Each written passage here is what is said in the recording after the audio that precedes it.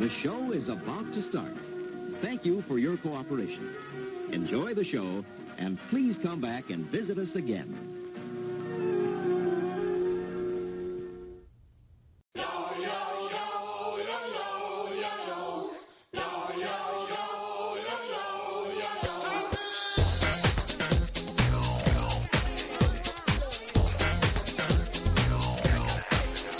Everybody, an upbeat start to the season, really, I think.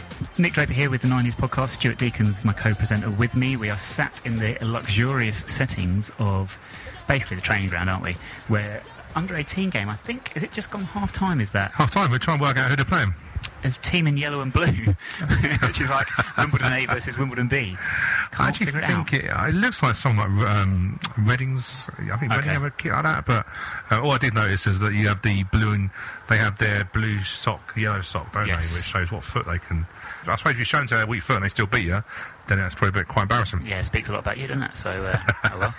Thank you very much for joining us this week. Third episode of the new season already. Wow, how time is flying. And this week we have an exclusive interview with Darius Charles, now of Wycombe Wanderers, but of course spent, 2.5 seasons with us? No, 2 seasons and 10 games with us, but a very big 10 games leading to our promotion from League 2, so good chat with him.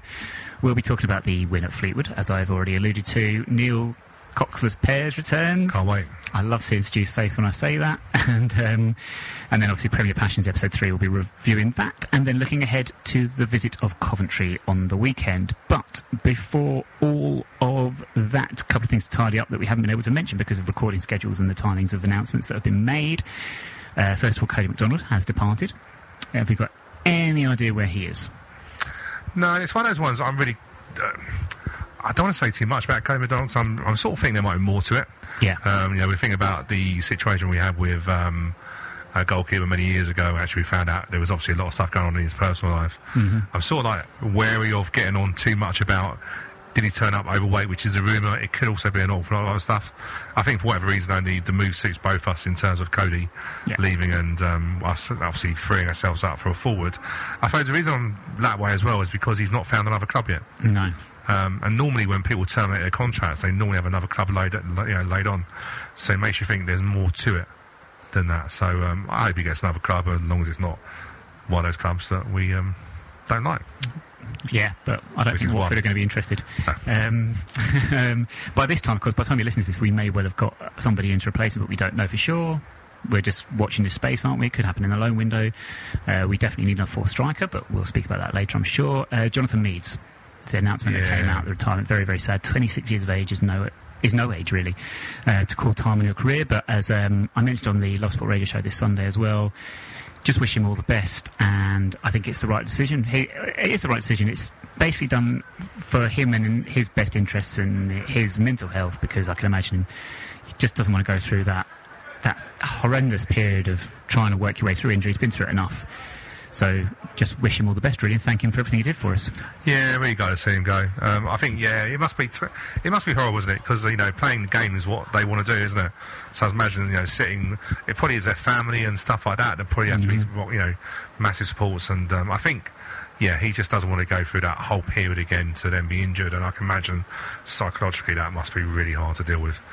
So I hope we keep him involved in some capacity. I'm almost convinced we will. He's articulate, he's clever.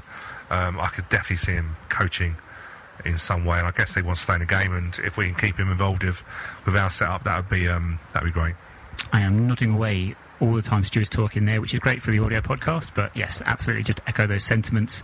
A little bit of rain you might hear in the background. I don't know if the mic's going to pick that up, but oh my word, isn't it nice, isn't it lovely? Some rain at long last. It's beautiful, not a great deal, but just enough to take the edge off the heat, which is good.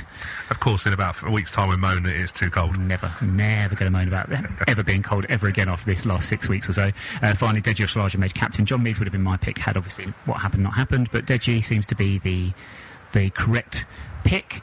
Liam Trotter is vice-captain. I'm wondering if he's got vice confused with, policing a prostitution ring in America. He certainly has the moustache for an American cop, no doubt. I think it's 2 great shouts, and we're going to talk about Fleetwood very shortly, but I definitely saw a difference in Deji's all-round game in terms of he led by example. There's a lot of times where he went and got the ball instead of Will. He commanded it.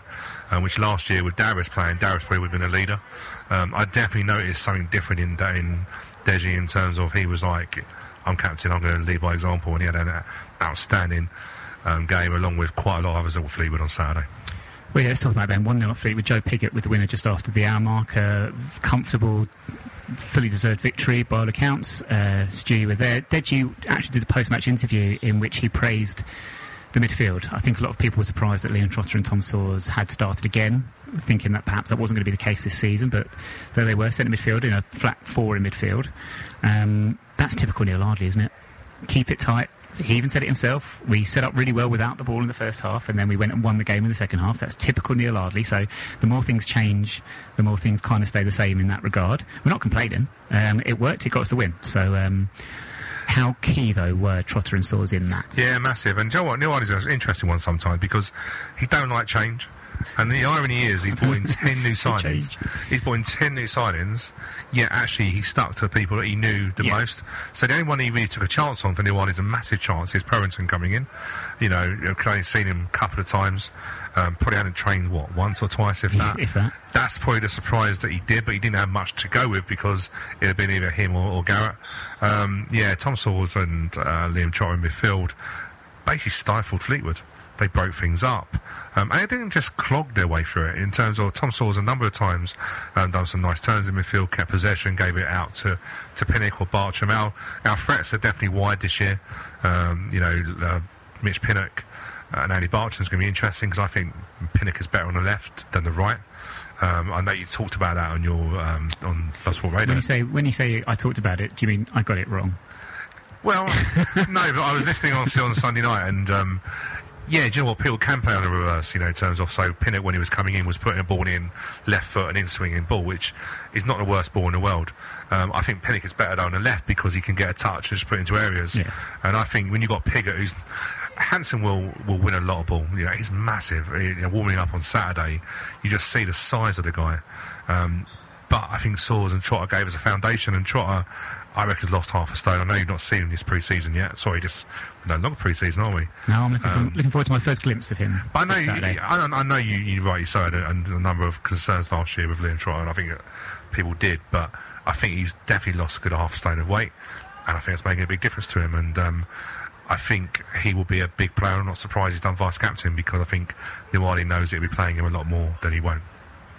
You've already mentioned there Purrington or Purington, however you want to pronounce it. I'm sure we will get the correct pronunciation somewhere along the line. Mitch Pinnock, you've mentioned there were 4 debutants then, so let's concentrate. I know you've mentioned Hansen, but let's concentrate on the 4 that got their full debuts on Saturday. Just like a rating out of 5. 5-star rating we like to use on this podcast. We've never done it before, so I don't know why I say that, but let's try it. Tom King in goal. I would say 3. Okay. Reason 4. Go on. Oh, no, I'm just thinking 3 sounds just solid, but perhaps it's not higher just because perhaps he did he not have a great much to do? Yeah, Joe, if you're going to be critical on Tom, sometimes doesn't hold on to the ball doesn't stick. There was one opportunity where he had to come out and make a double save. Yeah.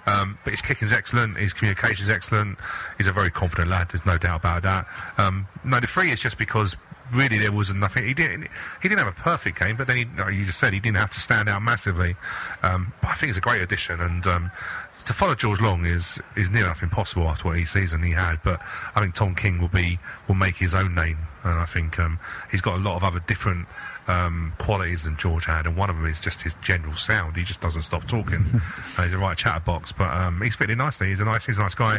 One thing I did like about him, by the way, and you'll laugh at this, but before the game when they came off the coach, there was loads of Fleetwood academy kids getting autographs. And one thing Tom King done was just kneel down and just went to this little kid's level, totally talking to him, had no problem, didn't take no time at all, and done all the autographs. And I just thought, yeah, I like that. It shows you something about a personality of someone.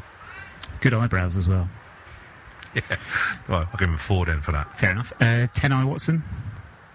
4. 4? Yeah, because I thought they definitely targeted him first half. Okay. So all the diags were coming his way. Will Nightingale looked after him, which I thought was really good. Sometimes meant Will was out of position, so what basically Will was doing was just edging over. So every time there was a long ball, Will would come and just take it out. If they didn't go that way, sometimes Will was a little bit too far over on the right-hand side. But as Tenai Watson got involved in the game, he got more confident. I thought it was a really good debut. Mitch Pinnock. I can give him 4. I can't give him 5. Can't give him 5 straight away. No, straight away. He's the real find of the season. I think he's got so many good qualities, and I really will be surprised if we keep holding him very long, because I can see a lot of people being interested in him. I think he's going to be everything we do. Good set piece, can track back. Hasn't got the most amazing bit of pace, but doesn't really need it. But just generally, he's just fitted into his team so well, and I think he's going to be a 4 out of 5 man most weeks. If I was to say that on the 5-star rating system, you can sort of go 4 1/4, 4 1/2, 4 3/4, could you venture up a bit higher? It's not. Do you know what, it's not been as effective in that game on Fleetwood as he has been in pre-season. That's natural because of that. I think 4. I think a solid 4. What about Purrington then, the last one? Yeah, I think 4 1/2. We're going to go there. Loads of factors in it. The fact that he was new teammates, just moved into a team, first game away at Fleetwood, obviously want to make an impression. Felt like he played 30 games at left back position, and I thought he was excellent. I really did. And he does everything so unassuming in terms of he just does the right thing. And when we started attacking, and one of the things we did, we didn't rely on the fact we were 1-0 and just hold on. We actually went, Joel, we're going to get a second, which is not like us. He was able to push forward. So I think he'd be good in away games when we have to be a bit more defensive and not overload. But I think attacking wise, I think he's actually better going forward than he is defensively. Now, there was one player that didn't make his debut, which was Anthony Wordsworth. Did he come on at the very late stages? He stayed on the bench the whole game? No, Garrett come on late for Bartram. Right. Anthony Wordsworth, Stones. What's this about? Yeah, really freaky. I was talking to my wife about it, and she loved it. She was like, oh yeah, crystals and all the power. Crystals. What was he doing with them, these crystals of power? I think they are... I think it's just some sort of ritual thing, isn't it, about power and... I don't know, but my wife loved it. She said, I like him already, he's my favourite player. I'm like, well, he's done nothing on a pitch yet. It's nonsense, isn't it? To be honest. But yeah, he put these crystals or stones on the goal line where Pinnock scored, and he didn't take credit for after, but I think he just put a passage of going, believe. I think it's all about belief. It's about that believing stuff. And hey, look, if it works for us, I don't care. I want all players to do it if it's going to work. Yeah, I'm going to say that he could put stones on the goal line every game. We're not going to score every game, but if it works for him, it worked 1 in 1. Well, he's not hurting anyone, is it? So yeah, no. Fair enough. He's a total weirdo, though. I don't ever speak to the man. League One elsewhere in League One. Pick of the results for the weekend. There were a couple that stood out for me, but I've got to say first, Walsall, and I'll tell you for why. Morgan Ferrier. I don't know if you saw the highlights. I did. He won the penalty that got them back into the game. Yep. Pace. We could have done with that, couldn't we? Yeah, we haven't got pace. We haven't got, but then we've still got 2 players technically to get, haven't we? Yeah. So we may find one in that. I thought that was decent. My pick was Gillingham away at Accrington, because I think that's a hell of a result to go to the team that they finished top last year. Yeah, they won the league. Yes, they won the league. They won the league. Yeah. Sorry, did they win? Oh, yes, of course, Luton didn't win that, did they? Yeah, I think it's a great win. I think it really is. Go there, win 2-0. I wouldn't. If we had got that fixture, I'd have been like, wow, that's a toughie. And also Doncaster's 3-2 win at Southend, which was a massive shocker, because I don't think Doncaster scoring 3 goals away from home is probably ever going to happen ever again. It sounds like a bit of a freak in terms of what I hear of the and apparently a weaker budget, and it's apparently on the grapevine that budget-wise they're not too great this year. No. So they may think that's 3 points towards a 50-point relegation. I still reckon they're going down, but we shall see. The only other bit of news from League One this week: Gary Bowyer has resigned from Blackpool already. Now, we spoke last week on the show about our fix for the first manager to be sacked. So it technically doesn't count, because it sounds like he's gone of his own accord, but the tone of the statement from the club suggested it was nothing personal. There's no big fallout or anything. Rumours we hear, though, are perhaps he's just stepped down in a nice way, but built on frustrations with things behind the scenes that he couldn't be bothered with anymore, including financing of training and things like that. There must be only so long you can survive at a club like Blackpool, with all the razzmatazz that goes behind it. Are you getting paid for that by the Razzmatazz Foundation? I don't know, it's a great word. I just wonder how much of your time is actually invested in the football side of it. And, because the outside stuff, I know managers say that I don't get involved in that. Of course it involves you. You've got fans who are, demonstrating, rightly so, and all that, so it must get draining. So he's probably had enough, and you wonder as he dropped to leave the first game of the season is a bit of a weird one. So is it a case of something's just particularly happened? They've gone, look, that's enough. Has he got another job to go to? But yeah, did we mention him in our terms of managers to go first? I had him on my list. I don't know if I mentioned him in the end. I had about 5 on my list, in fairness, but I thought we had Blackpool to go down. So true. Who goes there? Who goes there? Who wants that job? Who fancies that job? Yeah, I don't think many. Right, so last week we spoke to Darius Charles. We managed to get him on the phone. So Eventually, we got there in the end. But great interview with Darius, and let's just play that one for you now. Darius Charles, before we were recording, we were just talking about Danny Kedwell, about something totally unrelated. But as we're on that subject, we've got to ask, going back nearly 10 years now, I think, when we were in the conference, you'd have played against Danny for Ebbsfleet. You'd have been playing for Ebbsfleet at the time. Do you have any memories of playing against him, and what was he like as an opponent?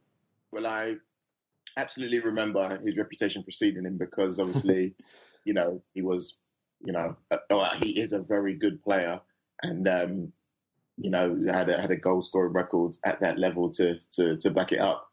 And I remember playing against him. I was how old was I? I was been about 20, 21 then.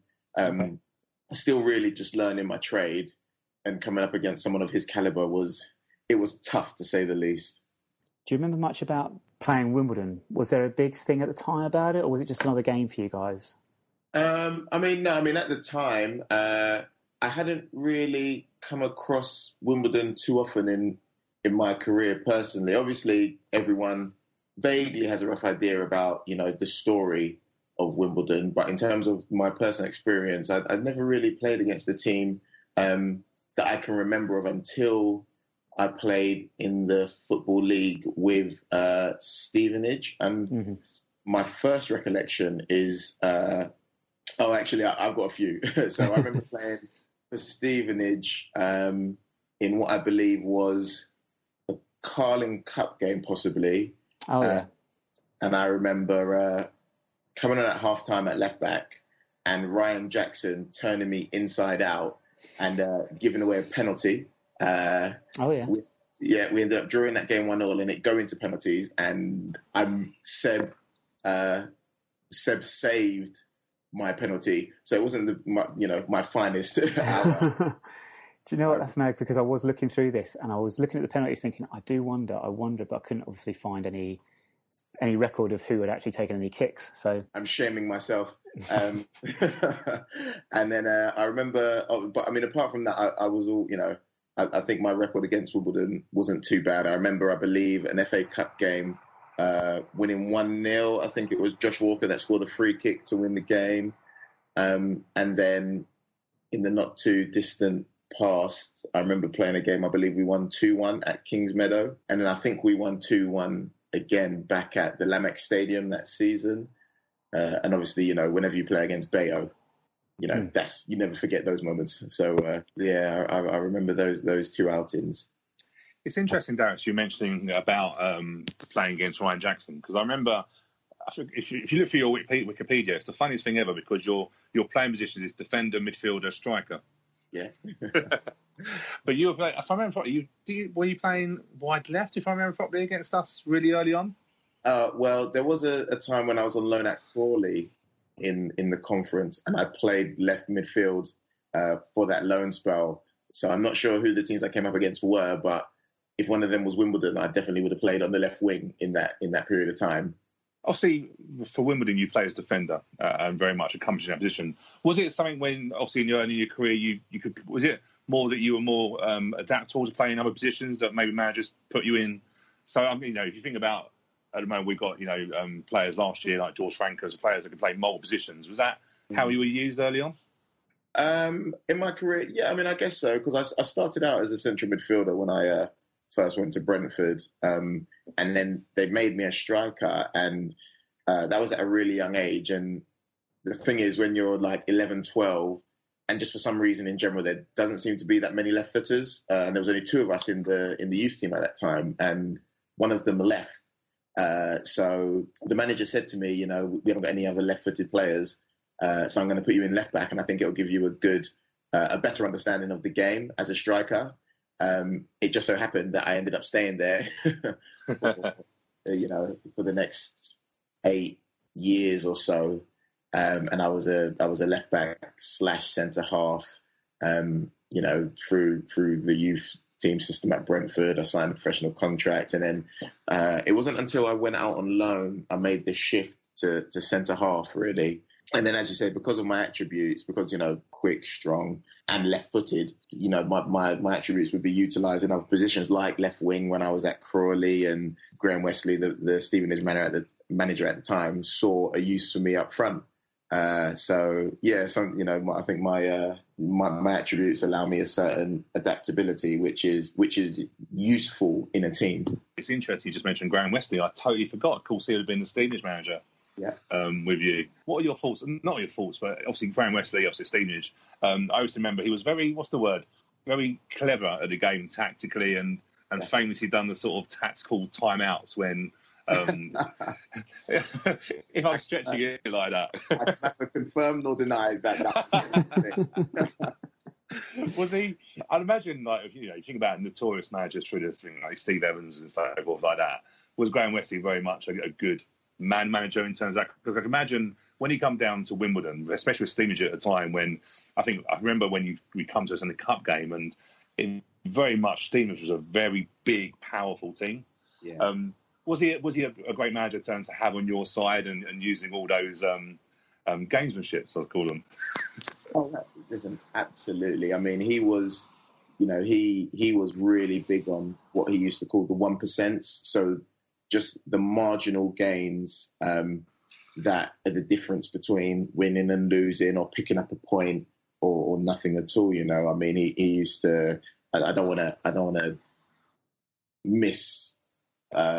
misrepresent what he used to say, or one of the many phrases he used to have, but, you know, it was something along the lines of, you know, most people do the 80% that it takes, but there's like that 20% that people don't do, and that's where winning and losing is done. And he said it's literally down to those small, you know, there's small margins, you know, whether that be game management, whether that be, you know, tactics, or whatever the case may be. But he was very, very tactically astute, and very meticulous in what in the way, you know, he set us out, and the culture he created at the club. You know, I think anyone looking at the club at that period of time would have to say it was nothing but a success, because, you know, off the back of the culture he created, the club is now, you know, it's a League Two club with great training facilities. So definitely.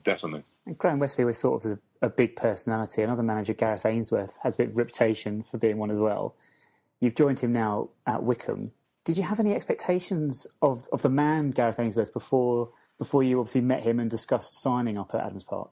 Well, I mean, I played against Gareth, who's my gaffer now, many a time when he was at Wycombe, and honestly, I used to hate it, because he would just keep coming and coming and coming, and it was just a battle. It was always going to be, you know, regardless of whether either of us were having a good day, we both knew we had our work cut out in terms of just physically the game was going to be demanding, and you know, I had, you know, the utmost respect for him just as a player, and I was fortunate enough to have had conversations with him in the past, and know his backroom staff really well. So his assistant, Richard Dobson, is someone who I worked with as a kid at Brentford, and someone I have the utmost respect for. So I kind of already knew, or had an insight to the gaffer's character. So coming into Wycombe now, I don't think I've been surprised. I just think the high regard I held him and the, you know, his backroom staff in has just been reinforced. So was there much of a decision to make then when they registered their interest about signing you in the summer? I mean, obviously there was a decision to be made, because, you know, Wimbledon obviously, you know, made me an offer as well. I just felt at the time that going to Wycombe was the best thing for me to do.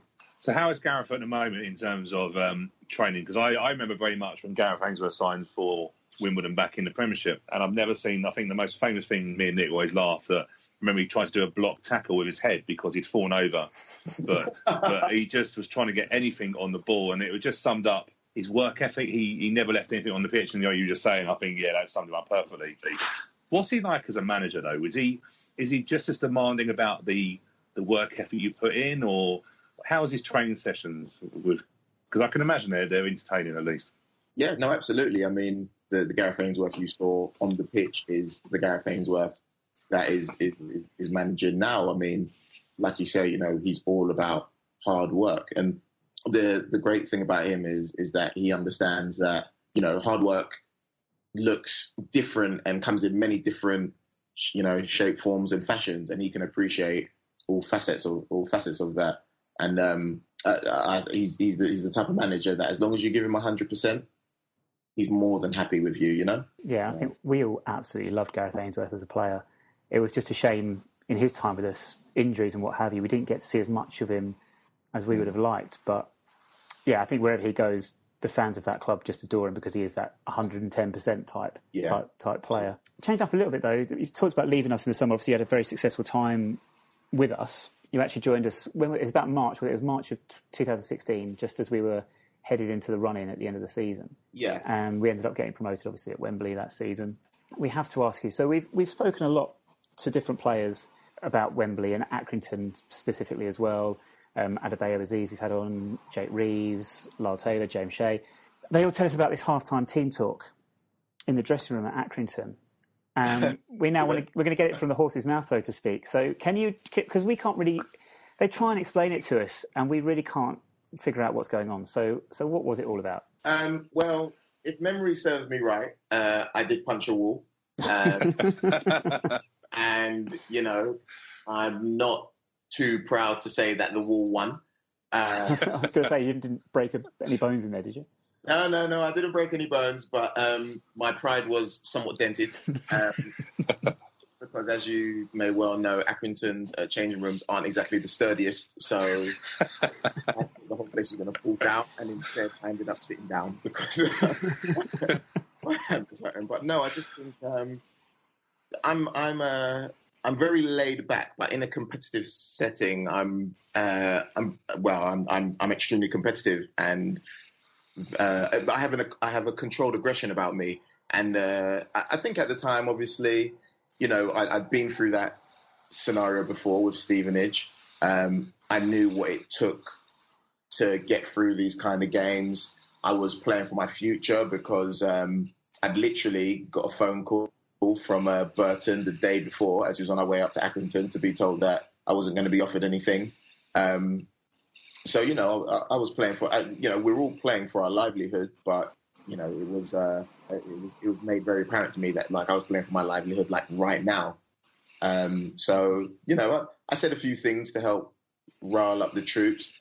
I mean, we were all in a very good place mentally, but I'm not one to keep my thoughts and feelings to myself. And I, as I said, punched a wall, said a few words, and I think obviously, it showed in our second half performance and the rest of the game, what we went on to do, and the energy we showed, and the passion and desire we had to go and win that game, coming from behind. We spoke to Lyle earlier this week, actually, on Tuesday, and he was. We spoke a lot about the Accrington game and sort of the leading up to it and stuff like that. For me personally, I've never felt as nervous watching a game, because you sort of get to the end of a season and you go into a cup competition, effectively, and obviously Accrington scoring the early goals. Do you think it was the experience? Obviously, when you think about, you've been through, like you say, with Stevenage, but was it a masterstroke to have someone like, obviously, who you're now back with Bayo on the bench? Was it really great to have that experience, and was that probably the decisive change in the end, that Bayo sort of come on and then led another phase of attack against them? I mean, it's funny because I was I was with Callum Kennedy yesterday, actually, and we were talking about how good our front four was. And when you actually think about the quality we had in the likes of Tom Elliott, Lyle Taylor, Adebayo Akinfenwa, and Adi Aziz, it's actually scary to think that we had that in our weaponry. Because, when I came, we'd start with Lyle and Tom, and then they'd come off after 60 minutes, and then you'd bring on Bayo and Adi, and it was like nothing had changed.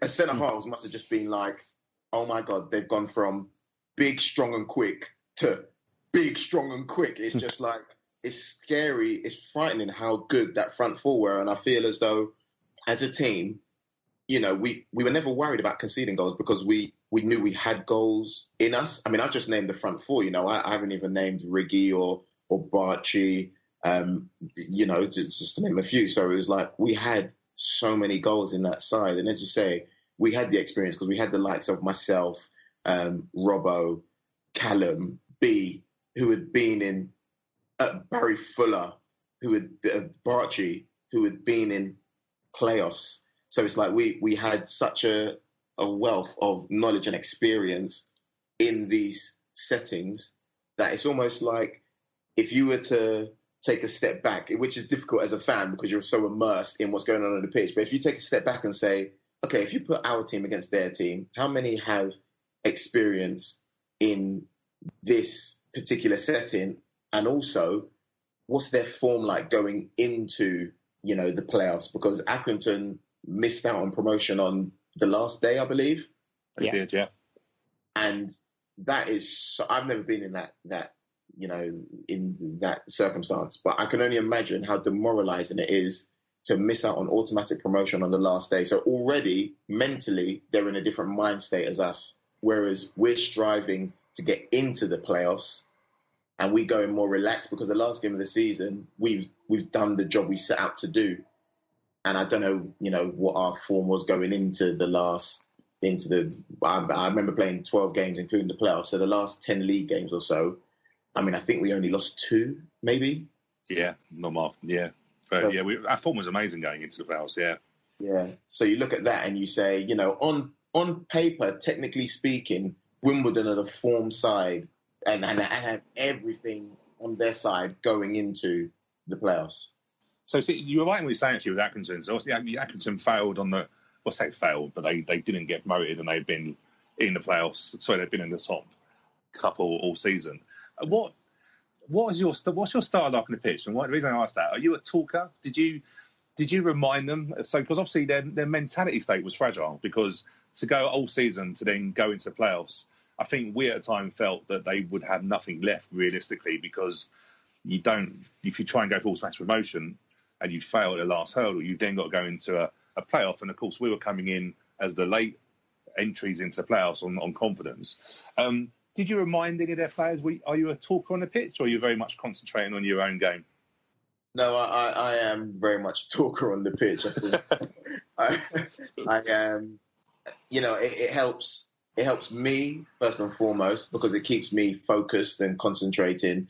And obviously, there's nothing like knowing that your teammate is in and around you, supporting you, helping you make decisions when you're on the ball, off the ball.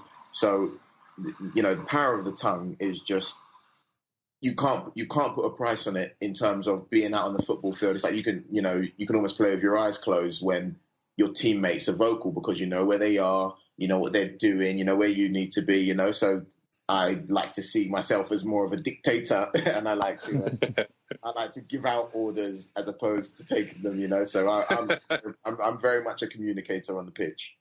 So did you have a little bit of banter with the Accrington team, or is that not your game, or was that even? Because I can imagine people like Lyle, Jake, Reeves. I can imagine they're a bit of a nuisance. Yeah. Yeah. They really do get under people's skin. Yeah, it's almost like, you know, that's when they're most comfortable. Like they're most comfortable doing it. Whereas I'm a bit different. I like to I'm vocal, but I'm vocal with my team. I like to play the game, and you know, if you know the opposing team want to have a bit of banter, I'm more than up for it. But I like to just focus on, you know, what I'm doing. And sometimes, you know, a rash tackle here or there or a firm tackle might ensue a bit of back and forth and whatnot. But for the most part, I don't tend to get involved in that because that's not really my game. You spoke about teammates and coming in great momentum towards the end of the season. And as I mentioned earlier, you came in sort of middle of March that time. What was the dressing room like when you walked into it? Did you have that sense immediately that this was a side that was really together, really united? And who in that sort of group did you find you bonded with most quickly? Bonded with? I'm trying to think. I don't really think well, first and foremost, I was blown away with how close-knit the group was. Like, it was, I mean, when I came in, you know, Neil said to me, our aim is to get into the playoff. Like, that's our aim. So I was like, okay, that's our aim. And then I go into the changing room and I'm blown away by just how close the boys were, the characters. There were so many characters and personalities, and just everyone was so close. It was almost intimidating in a sense, because I was like, everyone's so close. There's nowhere for me to kind of like, there's no one for me to really latch onto. And I just think, I mean, you know, the boys just welcomed me with open arms, and I just became like I just became part of the family, and it was just so easy to like have conversations with anyone and everyone. It wasn't like, you know, I sat in a corner and, you know, we got close to Riggy or a Barchi or a Theo or a Addy or Callum or anyone. It was just like, I got close to everyone. It was just so easy, because everyone was like so welcoming. And that seems a good opportunity. So we play a few games with our guests on the show, Darius, and normally we do this at the end, but let's just chuck one in now as we're talking about squad and teammates and stuff. We have this game we call it Play With, Sleep With, Avoid, in which I'll give you 3 names of ex-Wimbledon teammates of yours, and you just have to tell me which one you'd most like to play with in the same team, which one you'd most like to sleep with, i.e. share a hotel room with on an away trip, and finally which one you'd just stay well clear of. All right? So I thought I'd go with some of your... This can be dangerous, yeah. Okay, so who would I want to play with? Well, I've got 3 names here. 3 of your centre-half partners in your time at Wimbledon. Okay. So we've gone for Paul Robinson, Will Nightingale, yes, and Deji Oshalaja. Oh, man. Who you going to upset, Darius? Will's upset us in the past, so you can upset him, it's fine. I tell you what, I will have to go with Robbo, because of the moments we shared together, e.g. Wembley. That's something that I will remember to my dying day. But not only that, I learned so much from him as well. Just his sheer desire, his will to win, his focus, his professionalism. I learned so much just being in his company, let alone like, you know, playing alongside him. So I would have to go for Paul Robinson for those reasons. That's to play with. That's to play with. Okay. To room with. Do I have 3 options to room with? Or... Oh, no, it's the other 2 now. You have to pick between Will and Deji. Oh, between Will and Deji. Yeah. Well, that's an easy one. I have to go with Will based on the fact that Deji snores. Okay. So you know, by default, Deji has to be avoided because he's a snorer. So, but if you hear this, Deji, I love you to bits. Will mentioned it to Deji in passing. You said that. Do you want to do one more of these? Yeah, go one for more. it. I've got 3. The goalkeepers you played with in your time, namely Kelly Roos, James Shea, and George Long. Well, to play with again, I have to go solely based on the moments we shared together, and Kels and I were part of a team that got promoted to League One. So, again, we shared the moment that I'll never forget. So I have to go with Kels based on that. To room with, I will have to go with, this is a difficult one.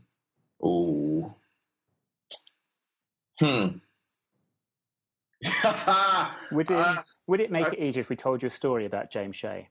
Yes, please. Okay. Yeah. Well, I don't know. You tell me. Will it make it easier if you tell me a story about Shazy? I don't know. It would make the decision really easy for Stu and myself, but I don't know about you. But basically, so we interviewed James Shea last season, and we asked him the most important question you can ask, which is which we'll ask you later, Darius. Don't worry. Which is when you're making a cup of tea, do you put the bag in the cup first, or do you put the milk in first? And James Shea made the gross mistake of saying he'd put the milk in first. Oh, God. George Long. Yeah, there we go.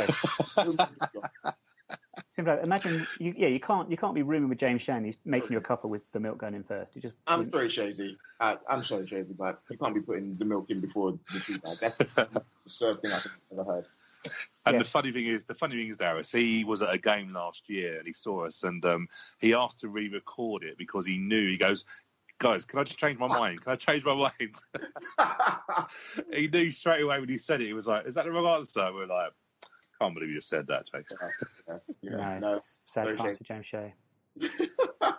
Another sad time. I want to just talk you quickly, Darius. I know this might be a bit random, but so your first full season with us, our first season in League One, in which we did very, very well.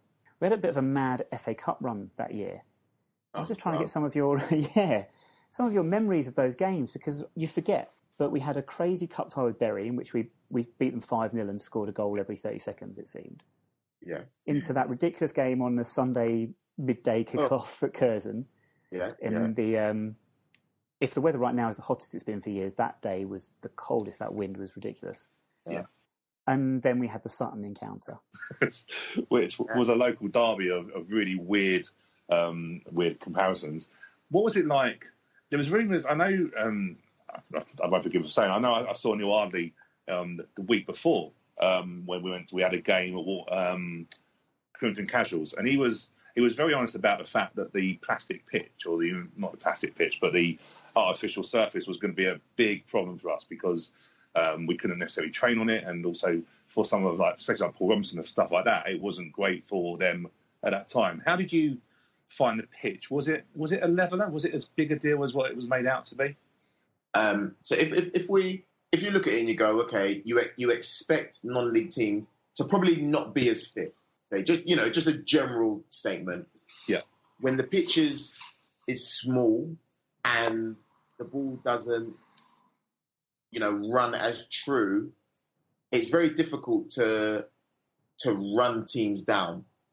So if we're playing balls into channels and playing a high intensity game, it's different when you play on grass, because the ball will run through and there's extra yards you have to cover, as opposed to the AstroTurf where the ball doesn't. So, it might bounce and hold up and people can't get into a full sprint. And it just almost puts you in a position where you're always challenging, because it's very difficult to create space and get away from people just solely based on the dimensions of the pitch and the way the ball bounces. It's like, it just takes a split second longer to get the ball under control.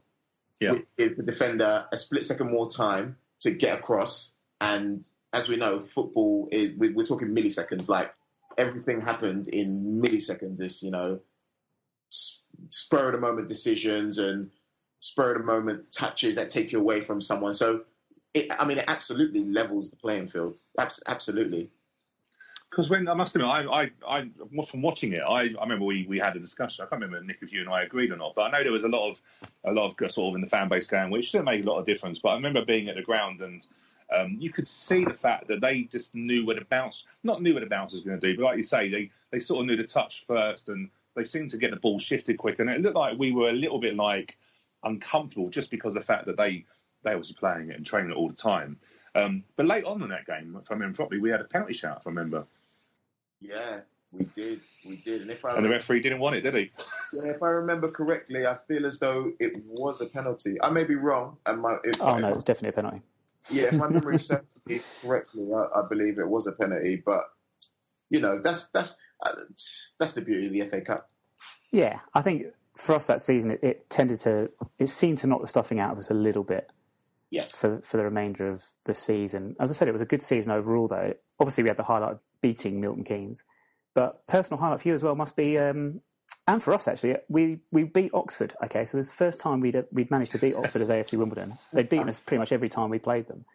We went there and turned them over. We were 3-0 up at half-time. And on your right foot, you scored an absolute worldie. Well, I don't have to talk about it much, but as soon as you guys have brought it up, since I've brought it up, yeah, you can talk us through it. So the ball's rolled to you. What's gone through your head? Have you just thought, there's nothing else I can do here but just have a crack? There was the ball was rolling like perfectly towards me. I'm on the edge of the box. There's, if I take a touch, then I kind of run out of ideas. I'm a centre half on the edge of the 18-yard box, probably about to get dizzy and faint. So, I just kind of, reverted back to my striker days. and just thought, I'm going to hit this.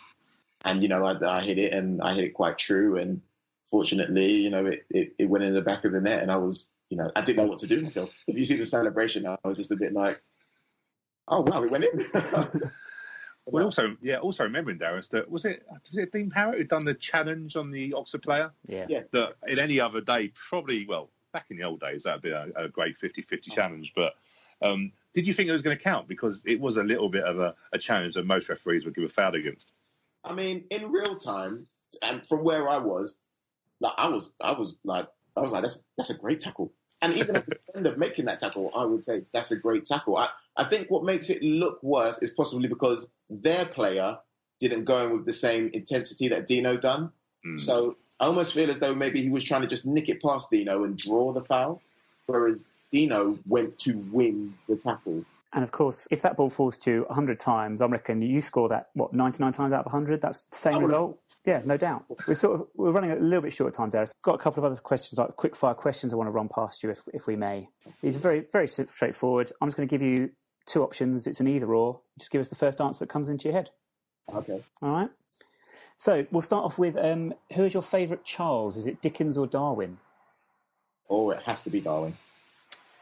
Penguins or woodpeckers? Penguins. Big Ben or Gentle Ben? Big Ben all day. Ponds, yes or no? That is resounding no. Luton or Watford? Watford. Superb. That's 2 out of 2. Lars said Watford as well. Oh, okay. 3 men and a baby or 4 weddings and a funeral? 3 men and a baby. Posh Spice or Baby Spice? Posh. Would you rather live with no elbows or no wrists?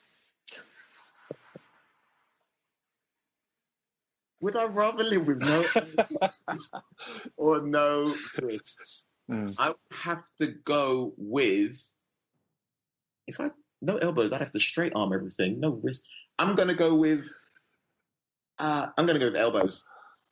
You'd live with no elbows? Or? I'm gonna go with elbows. Okay. All right. No worries. Yes or no? Given that the country was founded 162 years ago, is it now time that New Zealand simply referred to itself as Zealand? Oh, well, I mean, that's a very philosophical question. When does new become old? Yeah, this is it. Yes or yes or no? No. Mm-hmm. And finally, we've already done this one, but just so we're sure, bag first or milk first? Bag first, every day of the week. Good man. Superb. Thank you very much.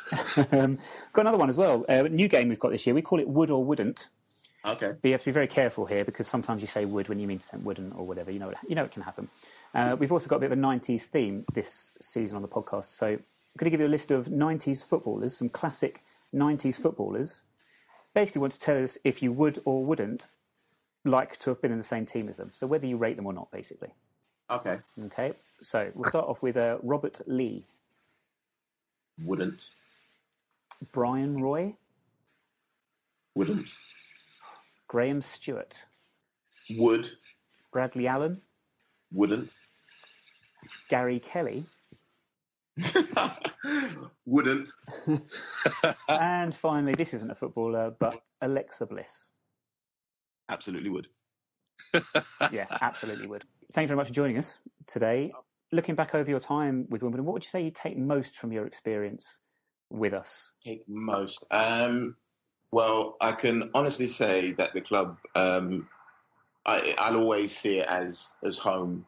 It definitely has a special place in my heart. I love the club, the fans, the boys that I played there with, the management. So for me, it'll always be a place I'd come back to as a fan, as a spectator, because I really do hold the club in such high regard that I'll always have a special place in my heart for it. And we would welcome you back anytime. Absolutely. I think we're all gutted that you've gone, to be honest with you, but we wish you all the best with Wycombe this season. Thank you, and the same to you guys as well. Thank you very much. Neil Cox's Pears, then, Stu's favourite time of the week. I can already see he is rubbing his head and shaking his head, thinking... Good for radio. This is going to be... Podcast. Yeah, great. This is going to be... It's going to be fine this week, Stu. It's CCL players. So players that played for us during the Combined Counties League seasons. We had 2 of them. You'll be fine with the players. The questions, the other side of the question, they do get progressively more difficult, I will be honest, okay? Lovely. So let's begin with top scorer in both CCL seasons. Which should be Cooper. Full name, come on. Kevin Cooper. There we go. And then the second half is the country of the Machu Picchu mountain range. What range? And also Nobby Solano. Oh, it's Kevin Cooper. Peru is where Solano's from, isn't it? So Kevin Cooper, Peru. No. No. You have to merge them together. Kevin Cooper. Yeah, amazing. There we go. Wow. Kevin Cooper. Yeah. By the way, like I say, I did have some people disown me, and especially on social media. Some people couldn't believe how stupid I was. I can. Yeah, so doing this podcast for long enough, guys. Yeah. Kevin Cooper. I'm getting better. You see how it works? Gradually. Kevin Cooper. All right, second one then. Forward and scorer of spectacular goals, who he signed from AFC Wallingford. So Shane Smallking. And then Tudor monarch, who married on 6 occasions. Now, if you know my history, I do well just to remember who played in the CCL. Don't you mean geography? Geography. Not geography. Oh, I set you up there for the classic joke and you've missed it. Yeah, I'm too busy thinking. So Shane Small-King, so it's obviously King something, isn't it? Married 6 times. King, I can't remember what the Kings are. Possibly one of the most famous kings in the whole of the history of the world. King, so you got what, King Edward? No. King Albert? No. I can't King give you... George? No. I can't give you any more than that, really. Tudor monarch, married on 6 occasions. I'm not even going with my royal family because I don't really understand them. You're really going to kick yourself when I tell you the answer. George, really Albert. No. No. Shane Small, King Henry VIII. Oh, I forgot that Henry. Evidently. And even so, there was actually a Hoover named after him as well. Yeah, I'm not sure that was named after the King. I'm not sure it's King Henry Hoover. I can't believe I didn't get one that was named after a Hoover. Okay. I'm just going to park that one there. I cannot believe I didn't get the one named after the Hoover. And on that note, oh well, we'll come back to it. Anyway, right, finally, this one's a bit tricky. This might be the trickiest one of the players, okay? Okay. Left back signed by Terry Eames. He was nicknamed Arthur. He was nicknamed Arthur? Yeah, because of his surname. Because I can't remember what his first name was. You went to Woking, didn't he? I don't know. What was his first name? I can picture him now. He hit the crossbar from the most amazing shot. Did he? Okay. Yeah, he went to Woking after, I swear he did, if I'm thinking about the Arthur left back. No, you're thinking of Chris Arthur. Oh, he wasn't Terry. No, Terry wasn't in there. No. And you're thinking about Terry Eames. Yeah, Terry in CCL days. No. Nicknamed Arthur. I'll give you a clue. His surname is like a newspaper. It comes weekly, monthly? No, it comes... No. I've fallen at the first hurdle. You're going to get there. I'm going to get you there somehow. Okay. Complete the name of this newspaper. Something Mirror. Daily. Wes Daly. Nearly. No, Wes Daly was a centre midfielder, wasn't it? The other one was Sean Daly. There we go. I knew I'd get it out. He come from Tuna Mitchell, if I remember correctly. I think he might well have done. Wes Daly. How can you forget about Wes Daly? We tried to. Bromley away, but that was in Enough said. Dave Anderson days. So yes, yeah. Sean Daly. Okay, all right. Okay. The name of JFK's assassin. Oh, was he something like Daly, Sean Daly? I forgot his name. Was he Arnold or something? Wasn't it? Something Arnold he was called. It's kind of close, but Daly Arnold. No, I don't know. I don't know what his name was. It was Sean Daly Harvey Oswald. Ah, that's him. Yeah, fancy being famous for murdering somebody. Fancy being famous for murdering the American president. Did he get assassinated as well himself, didn't he? I think he did at straight after. Yeah, I think he did. Cool. Is that Anna? No, we've got one more. Oh, wow. Okay, I'm going to suggest this one's a no-go. Almost ever-present left winger across both seasons. He actually played a number of pre-season Andy Sullivan. And 19th century classic novel by William Thackeray. I'll settle for half a point in Andy Sullivan. All right. Maybe our listeners have got that one. It is Andy Sullivanity Fair. Beautiful. I love this game. I love the first half of it. Yeah, the first half's great. I'm not sure will you get this one. This is the wrestling one for those that love the graps. Diminutive central midfielder who was a bit of a wind-up merchant and practical joker. Gareth Graham? No, even smaller than that, with sort of Lord of the Rings style hair. Noel Frankham, and then the Samoan bulldozer. No, Noel Frankamaga. Yes. Just for the wrestling fans out there. Cool. I'm still watching this. It's really good, actually. Where we're sitting, and by the way, if you haven't been down to Woodies, please come down to Woodies. It's such a lovely pub, the training ground. And we're still watching. We can only see one half of the pitch, so all I can see is when Wimbledon are attacking. I don't know if it's 0-0, but I know we haven't scored.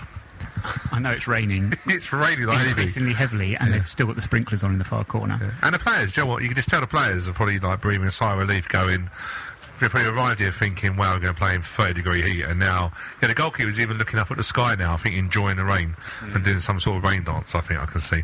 Much better to play football in this weather than it is the other extreme temperatures. Definitely. Right, Sunderland, Premier Passions, Episode 3, 10th of March 1998. This was first broadcast. Before we begin, we must say something must have happened this week because we missed the very start of it, and any match action seemed to have been edited off this edition, so I imagine there were YouTube copyright issues, perhaps. Do you know what? I watched it this morning because I woke up really early, and I think the one that you sent me, there was another version because the one you sent me was the guy going, you can't understand a word he's saying. Yes. But there was a different, I think actually it might have been a run-in for what happened previously. Possibly. Because mine was about 47 minutes long, but yeah, interesting one this week. It was good this week, do you know what? Yeah, and it started, as you say, with that painter and decorator. You can't understand a word I have no idea what he said, but I do know he's still done no work. He's not moved, and he's not painted anything. He's the by the worst hour. Decorator ever. Don't employ this man, whatever his name is. If he's still alive, I don't know. Right, so last week they ended with the high over Manchester United, but they start this week, starting to slip down the table. They've played, the narrator says, we played 29 games and have 10 games to go. Now, I'm no mathematician, but that doesn't work in my head. Never mind, I think they might have had 9 to go. Anyway, Sheffield Wednesday was the game they were at. Away, they lost 2-1, and the big problem again is that Peter Reid will not sign a striker. And he's in his office going through every single copy of the Rotherham's yearbook ever printed, the non-league yearbook, the European football yearbook. He sat with his feet up on the desk, reading through these books, phoning up people asking, who's the chairman of Rennes now? It's like, what, is this how you did it back then? It's a simpler time, probably a better time. Yeah. But I'm not sure how scientific it was, really. And how, well, obviously had no results because he didn't sign anyone. Spoiler. He wouldn't spend money, would he? No, he wouldn't spend a penny. I think he phoned some club and they said he starts at 2 million. Oh, there's a penalty. So, this is like live update. There's a penalty for the under-18s, and he's just knocked in the top corner. Very nicely done. See, you've even got a live commentary. Yeah, of a game we don't know. Mikey T would be going, Stu, that was terrible. But that's 1-0. 1-0, well, we believe. We believe, yeah. Yes. So he started 2 million. He went, I'm not starting at 2 million. Yeah. But yeah, I noticed, yeah. But didn't he have, like, Dave Sexton in with him in his office? And yeah, it just looked so funny. I know we're going to allude to it, but then obviously they just had someone turn up at training who no one knew who it was. Because if they didn't know, if Peter Reid had to go through books to find somebody, how was a person from Sunderland going to know who a foreigner was? Yes, John Dole Thomason. Do you remember that name? I do. He signed for Newcastle in the end, didn't he? Didn't sign for Sunderland. 8 million guilders, which is brilliant. I was like, wow, this was pre-Euro. I was like, oh my word. Which the exchange rate, I couldn't believe, £2.7 million that was. I was like, wow. Danish striker playing at Holland at the time. Coming over to see if he'd like it in Sunderland. He obviously thought, Sunderland, don't like it up here. I'll go to Newcastle instead. Just 12 miles down the road. Yeah, so much nicer in Newcastle, apparently. Lots of people, like you say, turn up to train, don't know who he is. Lots of middle-aged men watching the football. I have no idea what any of them are saying. And you think I'm taking the mick or anything? I genuinely couldn't. This week was really hard. I don't know if... this week needed subtitles desperately. I don't know what happened really, but they must have found people that just obviously struggle with their language. Absolutely. Hey, maybe we should get them on this podcast. They fit right in. Don't know what they're saying. One man says he thinks Thomason is Klinsmann in disguise, and people started uproariously laughing. I'm thinking, that's an easy crowd, isn't it? Blimey. I didn't quite get why that was so funny. What was interesting was they were saying that they obviously doubled the season tickets and the batch ticket prices, and they were paying 20 quid to get in. Yeah, 20 quid. Yeah. Now that's going back, what? 20 years? Yeah. 20 quid. Yeah. So no wonder they were moaning. They were charging top dollar for really a team that was in serious trouble. Absolutely. Serious trouble that we see because they go and lose 6-2 at Stamford Bridge. We don't see any of it. We just see Lionel Perez on the floor at the end of it. But yeah, they got hammered at Stamford Bridge. Student, who is the Sunderland fan discussing progress, said she left before the final whistle. Never do this. Never leave before... No, I've learned the hard way on that one. Never do that. Never do that. But then, despite the fact that she left early, she still criticises Peter Reid's tactics, which I thought was interesting. A bit of discontent with the manager for the first time amongst the fan base. And he just says you have to deal with criticism, which is fair enough. You kind of do. He tries to alleviate the problem signs. Chris Waddle, and our narrator says that this was a disappointment to the fans because he's too old at 36. Well, the irony was that he had to look through a Rothman yearbook to find out players. I bet he didn't have to do that for Chris Waddle, did he? If he did, he's really bad. Really bad at managing. 75 grand. I'd imagine Chris Waddle was signed on a deal that was, if you keep us up. Yeah. So I don't think he was too disappointed. What made me chuckle was when they were travelling to Newcastle and the standard of the coach. Oh, that was amazing. Amazing. You realise now, it's almost like you don't realise how much things have moved on, but the standard of the coach was just... It was Epsom coaches with no legroom, and they were all sat at the back. It's hilarious. Yeah, probably just put the cards away for the camera.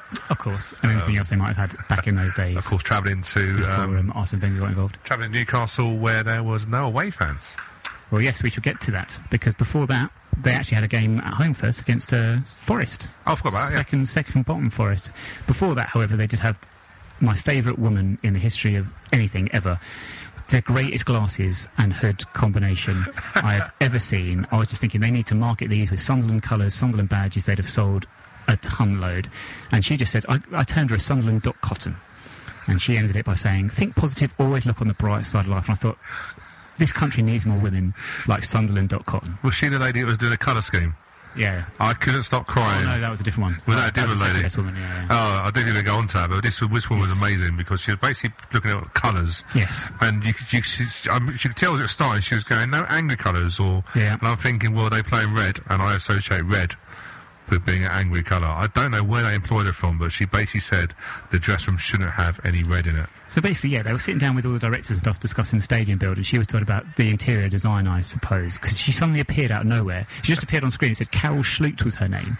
And I was sat there going, who the hell is this woman? They've not explained who she is or what she's doing. Then she starts talking, and it becomes apparent she is like Anna Ryder Richardson, like entire... Anna Ryder Richardson. Do you remember Anna Ryder Richardson? Yeah. I had a bit of a crush on Anna Ryder Richardson. Yeah, I can understand why. You can sort of see that. I didn't have a crush on Carol Schlucht. No. The faces on the board members as she was talking about these colours was hilarious. They were literally sitting there going, oh, shit. Who brought her along? Yeah, we've got to deal with this woman now. That was hilarious. Hilariously awkward viewing to see what she was going on about. But who knows, we might need to employ her for our new stadium, and she can tell us that blue is not a colour that you want. It's too polite or nice or whatever, I don't know. Anyway. I just wonder when she thought that idea about not having red, whether she was the right lady to be talking to a club. She was wearing red at the time. That's what got me. It's like you're criticising red. No, you're wearing it, love. Yeah, I just had to laugh my head off when I realised that she was going to say no red for a club that is famous for its red and white stripes. Yeah, it didn't go down too well. But as we say, that actually came after they'd had a game with Forest. We didn't see the action, but they drew 1-1. Apparently a late goal in which... They dropped 2 points and no one was very happy, but Peter Reid was very funny on the touchline. There was one that they equalised, Forest equalised this, and Peter Reid wants to shout encouragement, but halfway through his shouting he sort of realises, it's gone. And there was a lot of F-bombs this week. Oh, so many. Did you notice who was in the opposing dugout? Who would it have been? Forest. It was, and I think I have seen a different version to you, because I have seen the footage. Okay. Because Des Little scored a sliding shot. Oh, another goal for Wimbledon. Okay. That would be 2-0, apparently.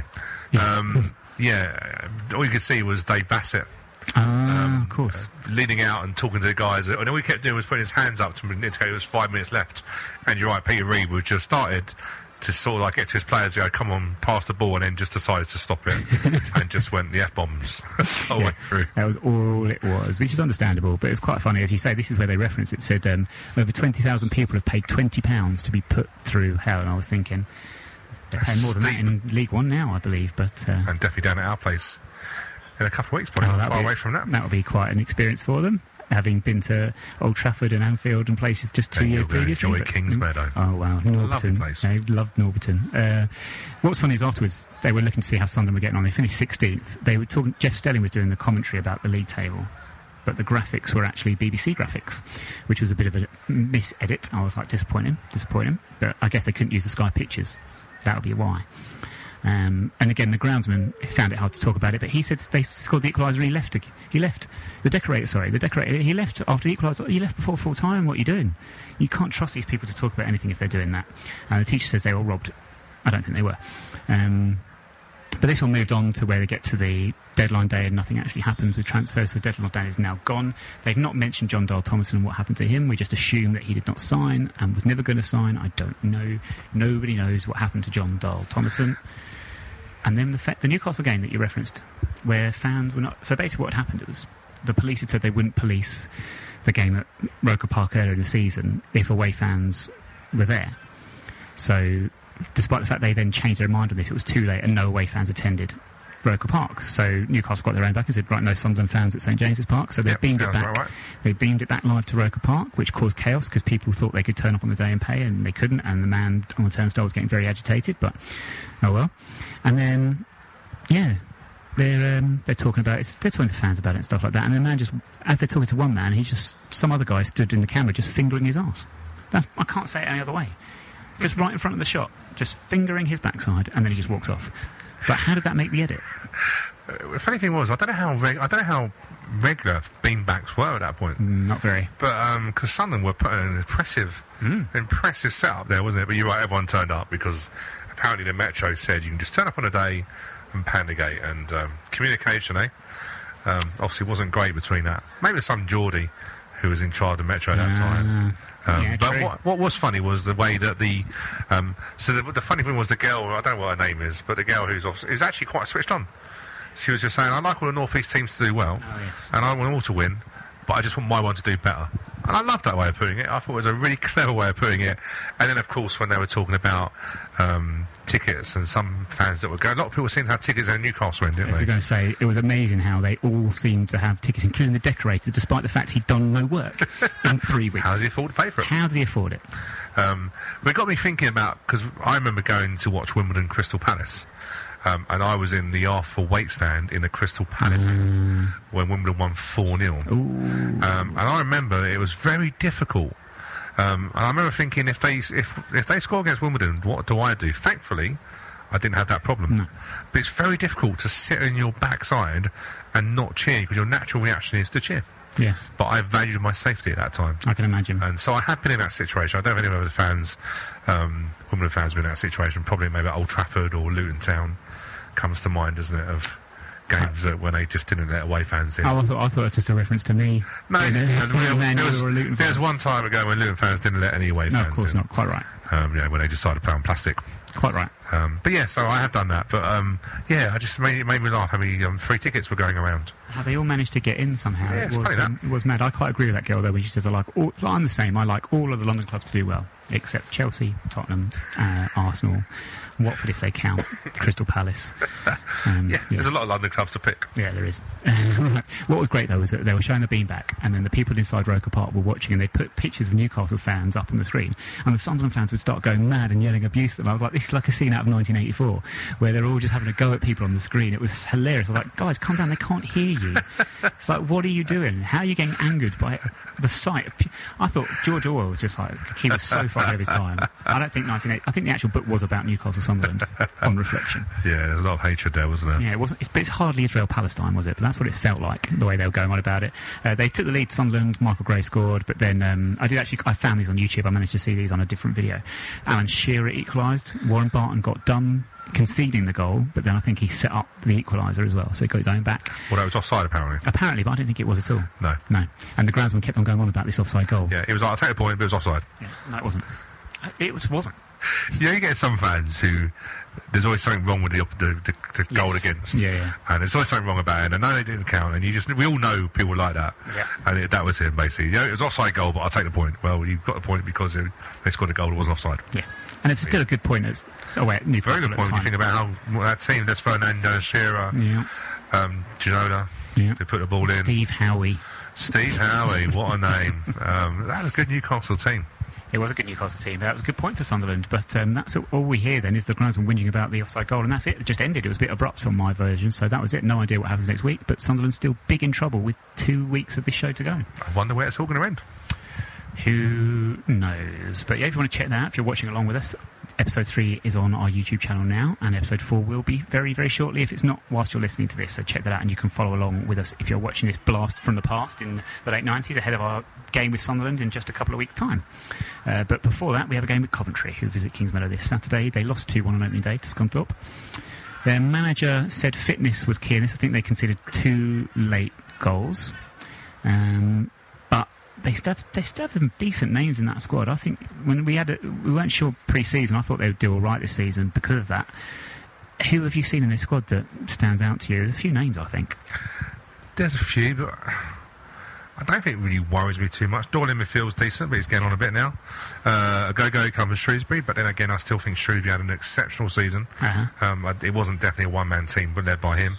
I don't see much. They got a left-back from Chelsea. I forgot his name now. I did have it on my phone, but I can't look at it. But there's a few... There's a few people saying that I think they could do well this year. I don't see it, if I'm being honest with you. And it's very worrying if Mark Robbins is saying after one game that fitness was a problem, because that's his sure, that's his area to get his team fit. Is it periodisation? Which we have here, isn't it, John? Well, if it is, then Wimbledon are a lot further ahead than what Coventry are. Yeah, I know you're saying that, but I do worry when you come out with an excuse like that.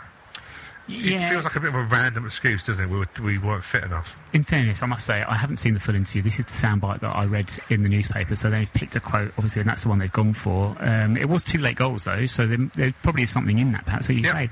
What does that mean for next week? Does it mean that they've got a week to regain fit, or is it actually a week where they perhaps needed a League Cup game like you normally would have in seasons past to actually just get that match fitness up? Is that what maybe it is? I don't know. Possibly, but they also have lost their top striker from last year, didn't they? Lost McNulty. They did lose McNulty. That's a big loss. We lost Taylor. I don't see anything that they've replaced it with. I looked at the forwards they replaced it with. None of them really strike me.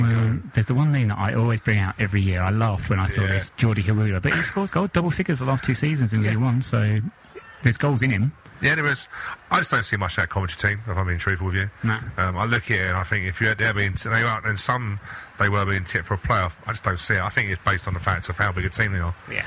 Yes, they have a ground that holds 30,000. I get that and stuff, but I don't know. I don't see it. I think it's a winnable game.